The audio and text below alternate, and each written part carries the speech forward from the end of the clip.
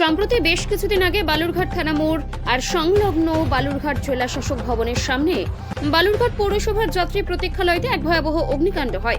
জানা যায়, এক ভারসাম্যহীন আগুন তাপাতে গিয়ে যাত্রী প্রতীক্ষালয়তে আগুন লাগিয়ে ফেলে। এর জন্য একদম পুড়ে ছাই হয়ে যায় পুরো যাত্রী প্রতীক্ষালয়টি।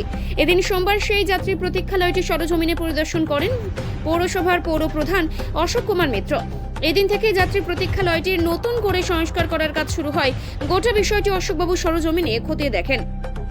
অশোকবাবু বলেন, অতি শীঘ্রই কাজটি সম্পন্ন হবে। আবারও ওই যাত্রী প্রতীক্ষালয়টিতে মানুষ বসতে পারবে, পাশাপাশি সন্ধ্যাকালীন আড্ডা দিতে পারবে সকলেই। এটা দেখতে এসেছিলেন, মানে কি করা হচ্ছে এটা? বিষয়টা আপনারা জানেন যে এটা যে আমাদের জেলা প্রশাসনিক ভবন থানা মোড়ে একেবারে জনবহুল এলাকা। অফিসের জন্য, অফিসিয়াল কাজের জন্য, প্লাস পাশে স্কুল রয়েছে, গার্লস স্কুল রয়েছে। প্রশাসনিক ভবন হওয়ার জন্য প্রচুর লোকের সমাগম এখানে হয়। এখানে যে পৌরসভার পক্ষ থেকে যে যাত্রী নিবাসটা ছিল, যে যাত্রী প্রতীক্ষালয়টা ছিল, সেই যাত্রী প্রতীক্ষালয়ে একটা ইনসিডেন্ট ঘটে, একটা আগুন লাগার জন্য সেটা নষ্ট হয়ে যায়।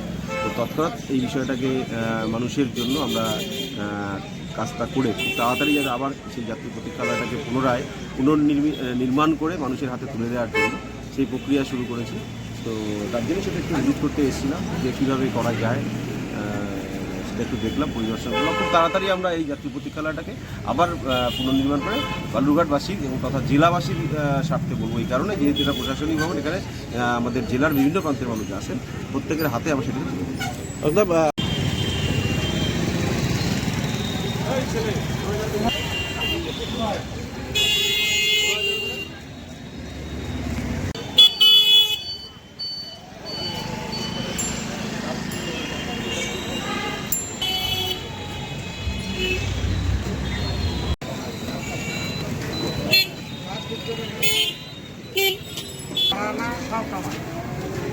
ছবি নেবো, তুমি চা হাতে দাঁড়ায় আছে যেন ছবিটা